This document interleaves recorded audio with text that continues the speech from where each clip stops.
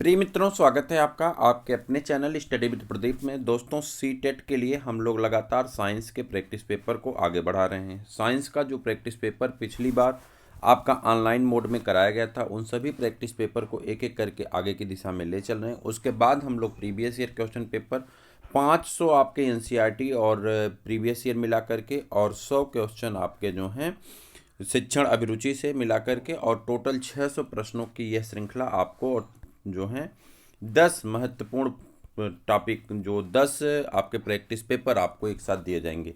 यानी टोटल अगर हम बात कर दें तो 300 ये 600 ये लगभग 900 क्वेश्चन और बाकी आपके सभी प्रीवियस ईयर क्वेश्चन पेपर। मुझे उम्मीद है कि आप इतना अगर कर लेते हैं तो आप बड़े आराम से 30 में 30 करके आएंगे। एराइज बैच आप सभी लोगों के लिए इम्पोर्टेंट है, चाहे जो लोग पहली बार पेपर देने जा रहे हैं, जो लोग पहले से पेपर दे चुके हैं। साइंस के सभी प्रश्नों को एक साथ हम लोग हल करने वाले हैं, बहुत महत्वपूर्ण है। और इसी महीने के लास्ट तक आपको 2 मैराथन मिल जाएंगी, जिसमें आपको पहले 300 क्वेश्चन, फिर 250 क्वेश्चन, फिर 250 क्वेश्चन और उतने ही प्रश्नों को अगर आप तैयार कर लेते हैं तो आप परीक्षा में बड़े आराम से 100% का स्कोर करके आएंगे। ये हमें भरोसा भी है, उम्मीद भी है। चलिए स्टार्ट करते हैं। पहला प्रश्न आपके सामने कुछ इस प्रकार से है कि पदार्थों के गुणधर्मों तथा पदार्थों की उपयोग को दर्शाती है निम्नलिखित सारणी को पढ़िए।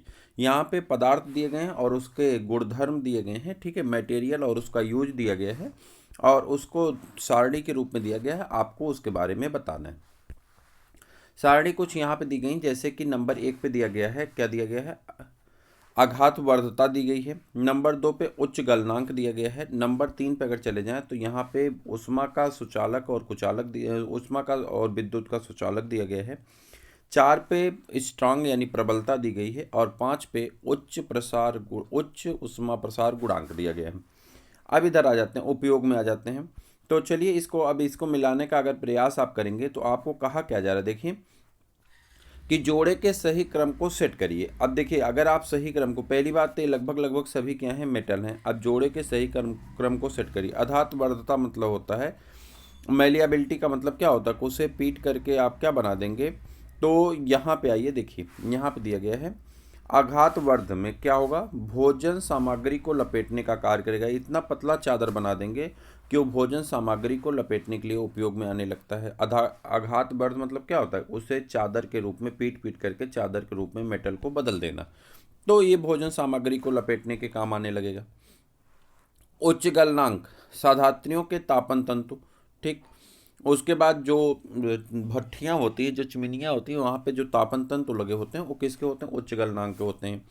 ऊर्जा और विद्युत में सुचालक, तो ऊर्जा और विद्युत में सुचालक जो होगा उससे इलेक्ट्रोड के रूप में उपयोग किया जाएगा। और उच्च ऊर्जा प्रसार गुणांक, तो इसका होगा सेतु निर्माण में, थर्मोमीटर निर्माण में काम आता है। सेतु निर्माण और थर्मोमीटर निर्माण में काम आता है। यहाँ आ जाइए, अगला दिया गया है, निम्नलिखित में से कौन सा विटामिन वसा में घुलनशील है। देखिए, विटामिन 2 तरह की होती है, विटामिन ए डी ई और के, एडिक जो है, ये विटामिन वसा में घुलनशील है। विटामिन बी और सी किस में घुलनशील है, पानी में घुलनशील है, ठीक है। विटामिन बी को एक्सट्रैक्ट कहाँ से किया गया था, विटामिन बी को चावल से एक्सट्रैक्ट किया गया था। आप जानते हैं चावल को धुलते हैं तो उसका पानी में निकल जाता है, और जो विटामिन सी और नींबू को पानी में निचोड़ देते हैं तो पानी में पूरी तरह से घुल जाता है। तो विटामिन बी और सी किस में घुलते हैं, पानी में। और विटामिन जो है ए डी ई और के किस में घुलते हैं, वसा में। अब ढूंढिए कहाँ पे दिया गया है, ये तो आपका आंसर हो जाएगा ये ऑप्शन नंबर सी। देखिए क्या दिया गया है, अच्छा के को नहीं दिया गया है तो विटामिन के, ठीक है। अगला, के वसा में घुलनशील तथा जल में घुलनशील विटामिन बी और सी है। विटामिन ए का जो रासायनिक नाम होता है उसको रेटिनॉल कहते हैं। विटामिन डी को कैल्सीफेरॉल कहते हैं। विटामिन ई को टोकोफेरॉल कहते हैं। और विटामिन के को फाइलोक्विनोन कहा जाता है। विटामिन हमारे शरीर में रोगों से लड़ने से हमें बचाता है, ठीक है। अगले प्रश्न की तरफ बढ़ जाइए। निम्न में से कौन सा कथन पौधों में वाष्पोत्सर्जन प्रक्रिया की सही प्रक्रिया से व्याख्या करता है। आपको बताना कौन ऐसा है जो वाष्पोत्सर्जन को सही तरीके से व्याख्या कर रहा है, ठीक। चलिए देखिए, कह रहा है यह पौधों को ठंडा करने में मदद करता है। ठीक, यह पत्तियों तक जल और खनिज अवशोषण और आवंटन में सहायता करता है। ठीक, हमको बताना क्या है, वाटर का इवेपोरेशन। यह पर्यावरण के साथ गैसों के विनिमय में मदद करता है। तो आपका सभी सही है, पौधों को ठंडा करता है, चूंकि गर्मी में पसीना जैसे पानी का निकलना, ऊपर से गर्म पानी इवेपोरेट हो जा रहा है, ठंडा पानी नीचे से ऊपर जा रहा है, तो ये तो सही हो गया। फिर कह रहा है पत्तियों के जल यानी एब्जॉर्प्शन एंड डिस्ट्रीब्यूशन, तो जरूर है भाई, पत्ती अगर एब्जॉर्ब करके रूट नहीं देगी तो पत्ती डिस्ट्रीब्यूट कैसे करेगी, ये भी सही है। तीसरा है help of the exchange of the gases, गैसों के एक्सचेंज करने में भी मदद करता है। तो आपका ऑप्शन नंबर डी सही हो जाएगा, जो तीनों को सही बताता है। ठीक है, वाष्पोत्सर्जन, पौधों की जड़ें मृदा से जल तथा खनिज पदार्थों का निरंतर रूप से अवशोषण करती हैं और जीवित पौधों में वायवीय भागों में पत्तियों तक पहुंचाने के लिए जल का वाष्पोत्सर्जन हो कहते हैं। पौधों की जड़ों के द्वारा मिट्टी में अत्यधिक मात्रा में जल का अवशोषण किया जाता है, लेकिन इसका कुछ भाग ही पौधों द्वारा उपयोग किया जाता है। शेष भाग को पौधे वाष्पोत्सर्जन के माध्यम से वायुमंडल में छोड़ते हैं। वाष्पोत्सर्जन मुख्य रूप से पत्तियों के पर्णरंध्र के माध्यम से होता है। पर्णरंध्र मुख्य रूप से प्रकाश संश्लेषण और श्वसन की प्रक्रिया के दौरान वातावरण के साथ गैसों के आदान प्रदान विनिमय से संबंधित होता है। वाष्पीकरण के दौरान वाष्पोत्सर्जन पौधों को ठंडा रखने में मदद करता है, अतः ए, बी और सी तीनों सही हैं। वाष्पोत्सर्जन पत्तियों तक जल तथा खनिजों के अवशोषण और आवंटन में सहायता करता है। Which among the following statement is are true regarding the pressure exerted on the certain area by the bricks? किसी ईंट द्वारा नियत क्षेत्रफल पर लगाए जाने वाले दाब के संदर्भ में निम्नलिखित में से कौन सा कथन सही है? Pressure is inversely proportional to the area, दाब क्षेत्रफल का व्युत्क्रमानुपाती होता है। दाब की दिशा आरोपित बल की दिशा के विपरीत होती। दाब और बल का मात्रक एक ही होता है। आपको बताना कौन सही है, तो आप कहेंगे केवल एक सही है, और केवल एक क्या कहता है कि दाब क्षेत्रफल के व्युत्क्रमानुपाती होता है। आप पढ़े हैं कि pressure is inversely proportional to the area. तो यहाँ पे दिया गया दाब किसी सतह के प्रति एकांक क्षेत्रफल पर लगाए गए बल को ही दाब कहते हैं। कक्षा 8 की एनसीईआरटी में दिया गया किसी सतह के प्रति एकांक क्षेत्रफल पर लगाए गए बल को दाब कहते हैं। दाब बराबर होता है बल अपान एरिया यानी फोर्स अपान बल अपान क्षेत्रफल यानी फोर्स अपान एरिया। दाब की दिशा आरोपित बल की दिशा में होती है। दाब की दिशा किधर होती है? आरोपित बल की दिशा में होती है। दाब क्षेत्रफल के व्युत्क्रमानुपाती होती है। P equal to 1/A। ठीक, P में दाब का मात्रक न्यूटन मीटर स्क्वायर होता है, या इसी को हम लोग क्या कहते हैं? पास्कल कहते हैं। क्या कहा जाता है? न्यूटन मीटर स्क्वायर या पास्कल कहते हैं। जबकि बल का मात्रक क्या होता है? न्यूटन होता है। ठीक, दाब एक अदिश राशि है। कैसी राशि है? अदिश राशि। यूपी बोर्ड के लिए, यूपी में जब आएगा आपका जूनियर का, तो उसके लिए काम करेगा। जबकि बल एक सदिश राशि है। केवल एक सही है आपका। ठीक, इधर आ जाइए। तो ये बड़ा लंबा लिखा गया है, यहाँ पर मैं पढ़ देता हूँ। सौर्य लंबी पैदल यात्रा पर गया। पैदल चलते समय एकाएक उसका हाथ पहाड़ी के अनुदिश पार्श्व में लगी किसी झाड़ी से लग गया। उसने डंक लगने का अनुभव किया और इससे हाथ में खुजली होने लगी। तुरंत ही अनुदेशक महोदय ने पास के किसी एक पौधे से एक पत्ती ली, उसे मसला और फिर उसके रस को हाथ में प्रभावित क्षेत्र पर रगड़ा। इस डंक की तथा पत्ती के रस को रासायनिक प्रकृति क्रमशः क्या हो सकती है?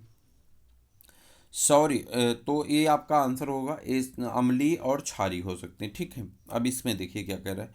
सौर्य द्वारा पैदल यात्रा के दौरान लगे डंक की रासायनिक प्रकृति अम्लीय तथा पत्ती के रस की रासायनिक प्रकृति क्षारी हो सकती है। डंक की अम्लीय प्रकृति तथा पत्ती के रस की क्षारीय प्रकृति परस्पर क्रिया करके अम्ल के प्रभाव को कम कर देती है या उदासीन कर देती, अतः अम्लीय क्षारीय होगा, जिससे हाथ में होने वाली खुजली शांत हो जाती है।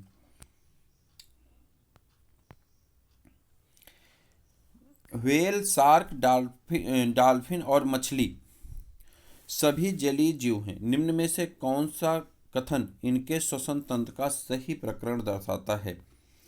ये सभी क्लोम द्वारा श्वसन करते हैं। व्हेल और मछली क्लोम द्वारा श्वसन करते हैं। शार्क और डॉल्फिन फुफ्फुस द्वारा श्वसन करते हैं। व्हेल और डॉल्फिन फुफ्फुस द्वारा श्वसन करते हैं, यानी फेफड़े द्वारा करते हैं। व्हेल और डॉल्फिन किसके द्वारा श्वसन करते हैं? फेफड़े के द्वारा, लंग्स के द्वारा श्वसन करते हैं। तो आपका सही आंसर होगा व्हेल, शार्क, डॉल्फिन और मछली सभी जलीय जीव हैं। व्हेल और डॉल्फिन फुफ्फुस के द्वारा श्वसन कर लेते हैं और स्तनधारी होते हैं। ये मछलियों की तरह क्लोम द्वारा श्वसन नहीं कर सकते हैं, क्योंकि इनमें गड़फड़े नहीं होते हैं, यानी श्वसन अंग नहीं होता है, मतलब गिल नहीं पाया जाता। ठीक। मानव उत्सर्जन तंत्र में अपशिष्ट के निष्कासन के लिए निम्न में से चरणों में सही क्रम का चुनाव करिए। मानव के किसका उत्सर्जन करना है? जो उनके शरीर का मल है या उत्सर्जन करना है यूरिया का। ठीक। तो पहले, सबसे पहले क्या होगा? किडनी होगी। किडनी ढूंढिए कहाँ है? किडनी यहाँ है, तो किडनी हो गई। किडनी के बाद क्या होगा? मूत्र वाहिनी होगी। चलिए, ये भी खत्म हो गया, ये भी खत्म हो गया। अब मूत्र वाहिनी ढूंढिए। किडनी के बाद क्या होगा? मूत्र वाहिनी। मूत्र वाहिनी के बाद मूत्राशय, मूत्राशय के बाद मूत्र मार्ग। तो ये आपका सही होगा किडनी के बाद यूरेटर, यूरेटर के बाद यूरिनरी ब्लैडर, यूरिनरी ब्लैडर के बाद क्या होगा? यूरेथ्रा होगा। यानी पहले ब्रिक यानी किडनी होगा, किडनी के बाद तो उसमें मूत्र मार्ग लगे होंगे जिसे मूत्र वाहिनी कहते हैं।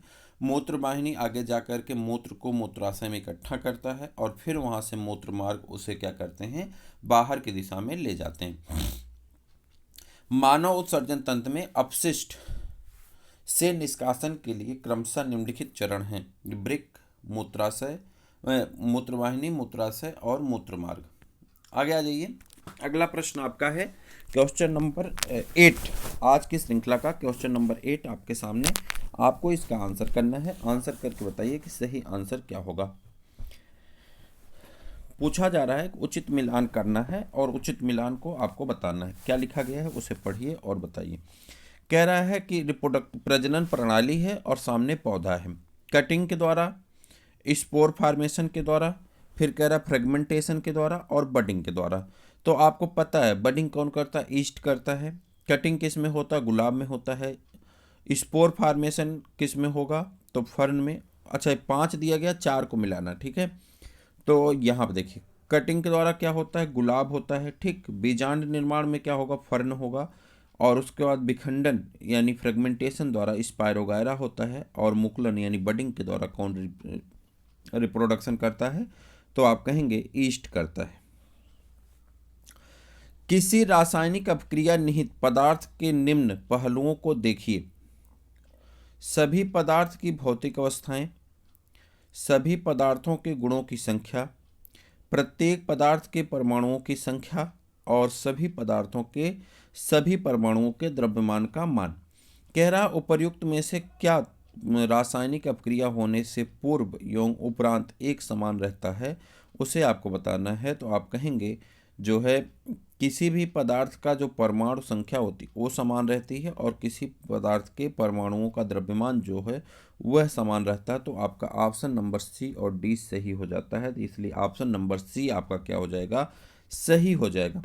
किसी रासायनिक अपक्रिया में निहित पदार्थों के लिए सत्य है कि प्रत्येक पदार्थ में परमाणुओं की संख्या तथा सभी पदार्थों के सभी परमाणुओं के द्रव्यमान का मान रासायनिक अपक्रिया होने से पूर्व एवं उपरांत एक समान रहता है, जबकि पदार्थों की भौतिक अवस्था एवं पदार्थों के अणुओं की संख्या बदल सकती है।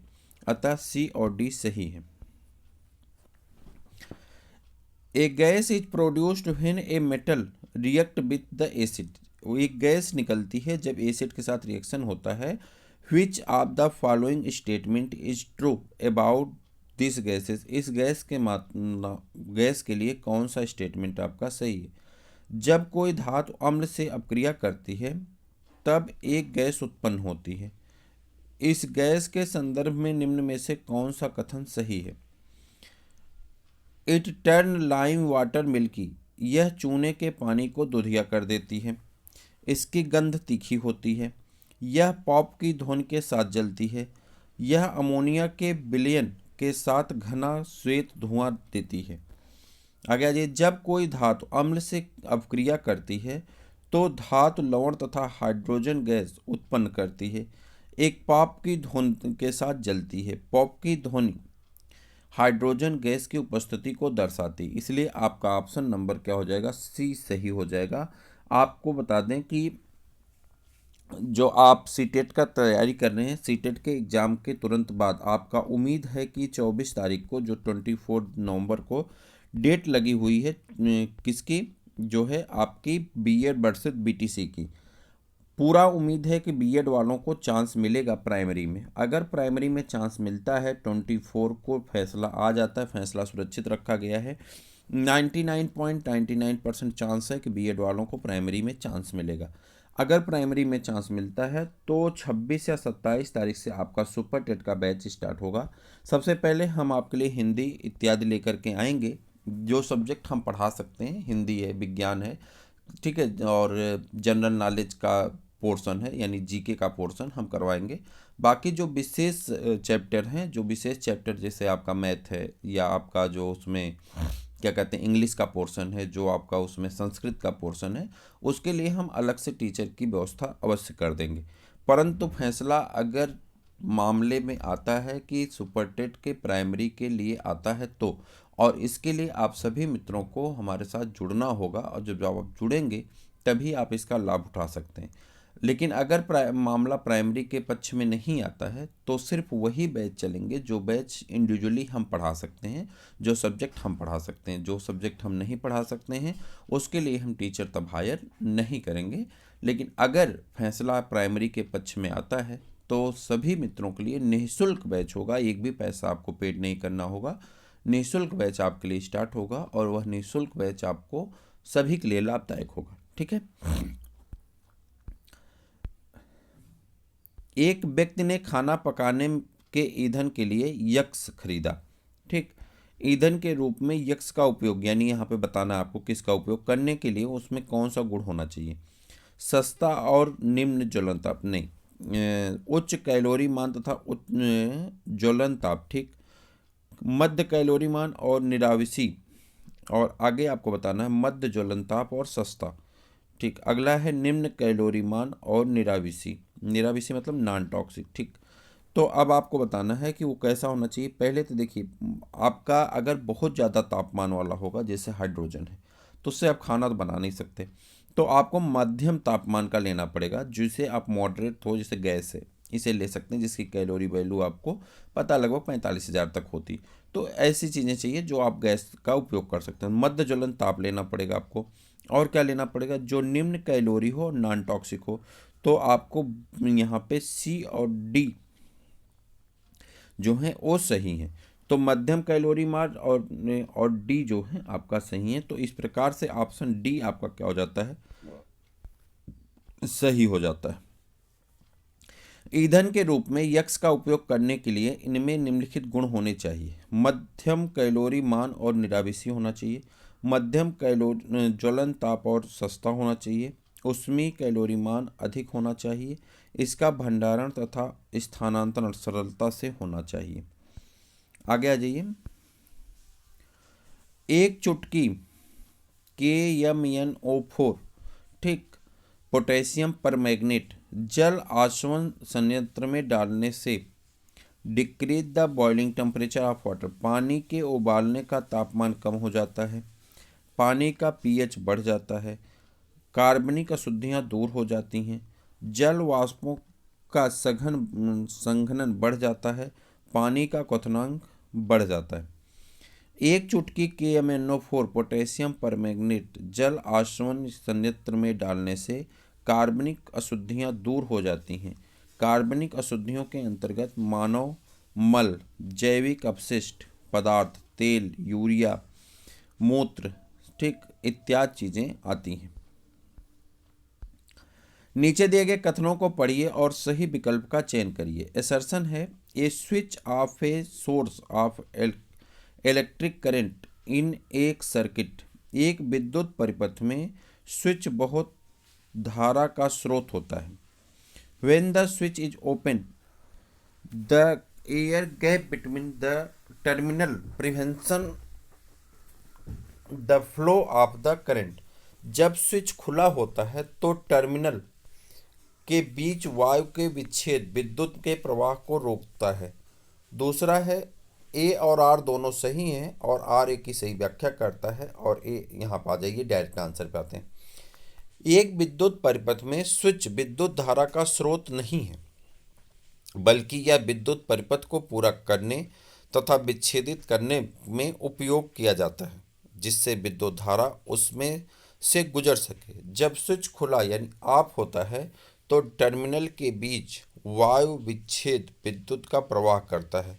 अतः ए और आर दोनों गलत हैं। स्विच एक सरल युक्ति है जिसका उपयोग परिपथ में विद्युत धारा के प्रवाह को रोकने या प्रारंभ करने के लिए किया जाता है।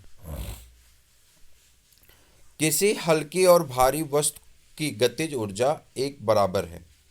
उनके वेग के संबंध में निम्न में से कौन सा कथन सत्य है? भारी वस्तु का वेग हल्की वस्तु के वेग से अधिक है। दोनों का एक समान वेग है। भारी वस्तु का वेग हल्की वस्तु से के वेग से कम है और वेग की तुलना नहीं की जा सकती। किसी हल्की और भारी वस्तु की गतिज ऊर्जा बराबर है तथा 1/2 m1 v1 square equal to 1/2 m2 v2 square तथा m2 is greater then m1 दिया गया है। जबकि m1 हल्की वस्तु का द्रव्यमान है, v1 हल्की वस्तु है। वेग m2 भारी वस्तु का द्रव्यमान है और v2 भारी वस्तु का वेग। ठीक, m1 v1 square equal to m2 v2 square. चूँकि m1 ज़्यादा है चूँकि m2 ज़्यादा है m1 से, इसलिए v1 ज़्यादा होगा v2 से, तभी गतिज ऊर्जा बराबर होगी। अतः भारी वस्तु का वेग हल्की वस्तु के वेग से कम होगा। अतः भारी वस्तु का वेग हल्की वस्तु के वेग से कम होगा। ठीक, the place inside the earth crust where's the earthquake originate is called. जहाँ से अर्थक्वेक ओरिजिनेट होते हैं उसे क्या कहते हैं? भूपर्पटी के भीतर का वह स्थान कौन सा होता है जहाँ से भूकंप उत्पन्न होता है? तो उसे हम लोग एपी सेंटर कहते हैं, तो उसे भूकंप का अधिकेंद्र कहा जाता है। तो आपका ऑप्शन नंबर बी जो है वो सही हो जाएगा। भूपर्पटी के भीतर वह स्थान जहाँ भूकंप उत्पन्न होते हैं वह स्थान भूकंप का अधिकेंद्र कहलाता है। पृथ्वी के केंद्र को भूकंप के केंद्र से जोड़ने वाली रेखा जिस स्थान पर जाती है उसे अधिकेंद्र कहा जाता है। किसी शिक्षक ने विद्यार्थियों से एक चुंबक को विचुंबकित करने की विधि का सुझाव देने के लिए कहा। उत्तर दीजिए। कुछ उत्तर हैं, जैसे कि चुंबक को कई बार जमीन पर गिराओ, चुंबक को 2 टुकड़ों में कर दो, चुंबक को गर्म करो, चुंबक को जल में फेंको, चुंबक को हथौड़े से पीटो। तो यहाँ पे आपको बताना कौन सा सही है। तो आपका 3 सही है, एक गलत है। कौन सा गलत है? चुंबक के 2 टुकड़े कर दो, एक गलत है, बाकी सभी सही हैं आपके। तो आप देखिए कौन सा सही होगा। तो उस हिसाब से ऑप्शन नंबर सी आपका सही है। ए, सी और ई आपका सही है। ठीक है, तो ए, सी आपका सही है। जल में फेंकने वाला भी आपका गलत है। ठीक, तो यहाँ देखिए चुंबक को कई बार जमीन पर गिरा करके चुंबक का गुण खत्म करने के लिए क्या करना होगा? कई बार जमीन पे गिरा करके, चुंबक को गर्म करके, चुंबक को हथौड़े से पीट करके, चुंबक के समान ध्रुवों पर पास पास रख करके इसे विचुंबकीकृत किया जा सकता है। अगला प्रश्न है आपका, which of the following statement is the incorrect. नीचे दिया गया कौन सा कथन इनकरेक्ट है आपको बताना है। ठीक है, कह रहा है कि लोटनिक घर्षण सर्पी घर्षण से अधिक होती है। अगला है आपका सर्पी घर्षण, इंग्लिश में पढ़ते हैं इसको। Rolling friction is the greater than the sliding friction. Second है sliding friction is less than the static friction. Static friction is greater than the rolling friction, और उसके बाद sliding friction is greater than the rolling friction. तो आपका सही answer हो जाएगा ए। और ए में क्या कहा गया है? तो आप देखिए ए में कहा गया है आपका, यहाँ पे अगर देखेंगे, rolling friction is greater than the sliding friction. तो आपका सही आंसर हो जाता है। किसी उच्च अपवर्तनांक के द्रव माध्यम में डुबोया गया है। उत्तल लेंस किसकी भांति कार्य करेगा? किसी उच्च अपवर्तनांक के द्रव माध्यम में डुबोया गया है। ठीक, उत्तर लेंस किसकी भांति कार्य करेगा? तो उत्तर लेंस डाइवर्जेंट लेंस की तरह काम करेगा, अपसारी लेंस की तरह काम करेगा। किसी उच्च अपवर्तनांक के द्रव माध्यम में डुबोया गया है, उत्तर लेंस अपसारी लेंस की तरह कार्य करता है। ध्वनि का वह अभिलक्षण कौन है सा है जिसके कारण समान तारत और तीव्रता प्रबलता की दो विभिन्न ध्वनियों के बीच विभेदन हो सकता है? बी है आपका गुणता। कौन है? टिम्ब्रिक। ध्वनि का वह अभिलक्षण गुणता है जिसके कारण समान तारत और तीव्रता प्रबलता की दो विभिन्न ध्वनियों के बीच विभेदन हो सकता है। इसे लय के नाम से भी जाना जाता है। नीचे दिए गए कथनों को पढ़िए और सही विकल्प का चुनाव करिए। Assertion: refrigerators pipes are pointed with the black colour. Refrigerator के पाइपों का काला पेंट किया जाता है। उसके बाद इसमें अच्छे अवशोषक अच्छे विकिरक होते हैं। तो यहाँ पर आप आ जाएंगे, तो इसका सही आंसर होता है रेफ्रिजरेटर के पाइपों पर काला पेंट किया जाता है क्योंकि ऊष्मा के अच्छे अवशोषक अच्छे विकिरक होते हैं। एक काला पेंट ऊष्मा के अच्छे अवशोषक का उदाहरण है और साथ ही गर्मी का अच्छा उत्सर्जक। अतः ए और आर दोनों सत्य हैं और आर ए की सही व्याख्या करता है। अपनी विज्ञान की कक्षा में विषय ऊष्मा तथा तापमान के शिक्षण में अन्वेषण अभिगम का उपयोग करते हुए योजना का क्रम दीजिए। विद्यार्थियों को विभिन्न वस्तुओं में ऊष्मा के प्रवाह की दिशा संबंधित निष्कर्ष निकालने को कहें। विद्यार्थियों को यह खोज करने दीजिए कि क्या होगा जब वे गर्म जल के भरे एक पात्र को ठंडे जल के भरे पात्र के भीतर रखेंगे, और विद्यार्थियों को ऊष्मा तथा तापमान के संबंध में व्याख्या करने को कहें। आपका सही आंसर होगा ऑप्शन नंबर सी, बी, सी और ए। अपने विज्ञान की कक्षा में विषय ऊष्मा तथा तापमान के शिक्षण में अन्वेषण अधिगम का उपयोग करते हुए योजना क्रमशः विद्यार्थियों को विभिन्न वस्तुओं की खोज करने को कहे जाए। क्या होगा जब वे गर्म जल से भरे एक पात्र को ठंडे जल से भरे पात्र के भीतर रखेंगे।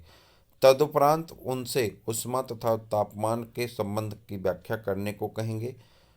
अंततः विद्यार्थियों को विभिन्न वस्तुओं में ऊष्मा के प्रवाह की दिशा संबंधित निष्कर्ष निकालने को कहेंगे। अतः उपर्युक्त योजना बी, सी और ए आपका सही होगा। तो मित्रों, आज के लिए इतना ही। फिर हम लोग मिलेंगे किसी और वीडियो में किसी और क्लास के साथ। तब तक के लिए इजाज़त दीजिए। जय हिंद।